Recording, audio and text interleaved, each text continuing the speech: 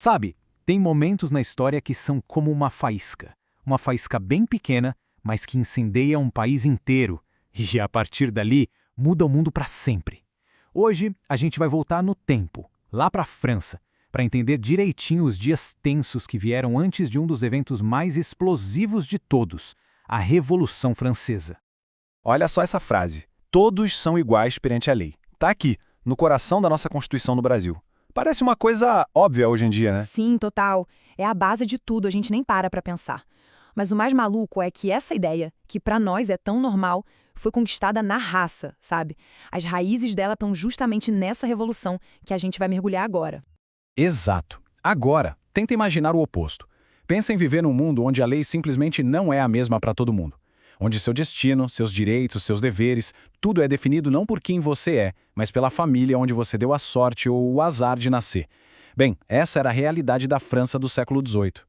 Pois é, e esse sistema todo tinha um nome oficial, o Antigo Regime. Era basicamente uma sociedade construída em cima da desigualdade. A divisão não era por dinheiro ou por mérito, era por nascimento. Uma estrutura super rígida e, para a esmagadora maioria da população, uma coisa brutalmente injusta. A sociedade era toda dividida em 3 ordens, que eles chamavam de estados. Lá no topo mesmo, a gente tinha o primeiro estado, o clero, o pessoal da igreja. Logo abaixo vinha o segundo estado, a nobreza. Tá, e o terceiro estado, quem era? O terceiro estado era literalmente todo o resto. Camponeses, burgueses, artesãos, médicos, tipo, 97% da população. Não, peraí. Deixa eu ver se eu entendi. O clero e a nobreza, que juntos não davam nem 3% da população, não pagavam nenhum imposto? Nenhum, zero, nadinha. Enquanto isso, os outros 97% da galera, o terceiro estado, carregavam sozinhos o peso de sustentar o país inteiro. A conta, claro, uma hora não ia fechar. E essa desigualdade toda não era só um papo, uma ideia. Ela aparecia em charges, em desenhos que circulavam por toda a parte. E essa imagem aí, olha, talvez seja a mais famosa de todas. A imagem é direta, né? É um soco no estômago. O terceiro estado tá ali, exausto, esmagado, carregando nas costas os privilégios do clero e da nobreza. A mensagem era uma só: o povo não aguenta mais. Então tá, já temos o ingrediente principal da nossa receita do desastre, uma sociedade absurdamente injusta. Mas olha, a receita estava longe de ficar só nisso. Exatamente. Vários outros fatores estavam se somando e transformando a França numa verdadeira panela de pressão, sabe? Prontinha para explodir. Primeiro de tudo, o governo francês estava quebrado, literalmente. O país se afundou em dívidas gigantes por causa de guerras caríssimas como a Guerra dos 7 Anos e também pelo luxo absurdo da corte do rei. E a grande ironia da história é que eles gastaram uma fortuna para ajudar a Revolução Americana a lutar por liberdade e independência, enquanto a fome e a desigualdade comiam soltas em casa. Esse apoio aos americanos não só deixou a França mais endividada, como também trouxe de volta uma ideia perigosa, a de que um povo podia sim derrubar um rei e criar seu próprio governo. E para piorar tudo, colheitas horríveis em 1788 fizeram o preço do pão, que era a base da alimentação do povo, disparar.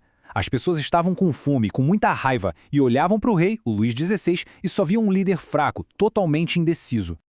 Então, o cenário era de crise econômica, fome generalizada e uma frustração popular gigante. E bem no meio desse caos todo, uma coisa nova e muito poderosa começou a circular. Não eram armas, não. Era algo muito mais perigoso para o sistema. Ideias. Ideias que questionavam a base de tudo aquilo. E esse movimento era o iluminismo. Filósofos começaram a defender umas coisas que hoje parecem básicas, mas que na época eram como bombas. A ideia de que todo mundo nasce com direitos, de que o poder vem do povo e não de Deus, e que a lei tem que ser igual para todo mundo. Nossa, isso era um ataque direto no coração do antigo regime, porque se todos são iguais, não pode existir privilégio de nascimento. A base de tudo simplesmente desmoronava com essa ideia. Certo. Mas como é que essas ideias de filósofos chegavam na galera, no povo, que na maioria nem sabia ler? Chegava através de conversas, de debates em cafés e principalmente através de imagens como essa aqui. A mensagem é uma inversão total daquela primeira charge. Agora os 3 estados carregam um peso juntos. A legenda diz: o tempo presente quer que cada um carregue o fardo. A ideia de igualdade se tornava visual, simples e muito, muito poderosa. Com o país à beira do colapso total, o rei Luís XVI ficou encurralado. Ele precisava de dinheiro para ontem, mas não tinha mais de onde tirar do terceiro estado. Então, ele se viu forçado a tomar uma medida desesperada, uma atitude que não se via na França há mais de 170 anos. Ele convocou os Estados Gerais. Era uma assembleia de emergência, com representantes das 3 ordens. E isso era uma coisa gigantesca. A última vez que isso tinha acontecido foi em 1614. Imagina só, mais de 1 século e meio sem que o rei precisasse consultar ninguém sobre nada. Era um sinal claro de puro desespero. O objetivo oficial era nobre: encontrar um remédio para os males do Estado. Mas a grande pergunta no ar era: como é que você conserta um sistema quebrado usando as mesmíssimas ferramentas que o quebraram? Uma assembleia baseada na desigualdade podia, de verdade, trazer uma solução justa? E a resposta para essa pergunta não demorou a chegar. Tudo travou numa única questão: como seria a votação? Pelo sistema antigo, o voto era por Estado. Ou seja, o clero e a nobreza se juntavam, votavam juntos e sempre ganhavam de 2-1. O terceiro estado, que representava 97% da nação, sempre perdia. Era um jogo de cartas marcadas. Exato. Por isso, eles exigiram o voto por cabeça, por representante. Como eles tinham mais deputados, eles finalmente teriam a maioria. O futuro da França inteira dependia dessa decisão. E como era de se esperar, o rei e os privilegiados se recusaram a ceder. Num ato de pura arrogância, eles literalmente trancaram a porta do salão de reuniões na cara dos representantes do terceiro estado. Mas, em vez de irem para casa derrotados, eles fizeram algo absolutamente revolucionário. Foram para uma quadra de jogo da pela ali do lado, que era tipo um ancestral do tênis. E ali, de pé, naquele salão improvisado, eles fizeram o famoso juramento do jogo da pela. Eles juraram que não iam se separar até darem uma constituição para a França. Cara, esse foi o ponto da virada. Eles não estavam mais pedindo, estavam exigindo. Eles se declararam a verdadeira Assembleia Nacional e disseram com todas as letras que o poder agora pertencia ao povo e não mais ao rei. Enquanto essa batalha política rolava em Versailles, a tensão nas ruas de Paris explodia. O povo estava com fome, com raiva, e começou a circular um boato de que o rei estava juntando tropas para esmagar a nova Assembleia. A panela de pressão estava apitando no volume máximo, prestes a estourar. E a escalada dos acontecimentos foi incrivelmente rápida. Tudo aconteceu em questão de semanas. É isso, olha só, 5 de maio, a reunião dos Estados Gerais, 20 de junho, o juramento, e menos de um mês depois, em 14 de julho, o povo de Paris entra em cena de uma forma que ninguém nunca mais ia esquecer. E o alvo deles foi um lugar muito específico, a Bastilha. Mas por que justo lá?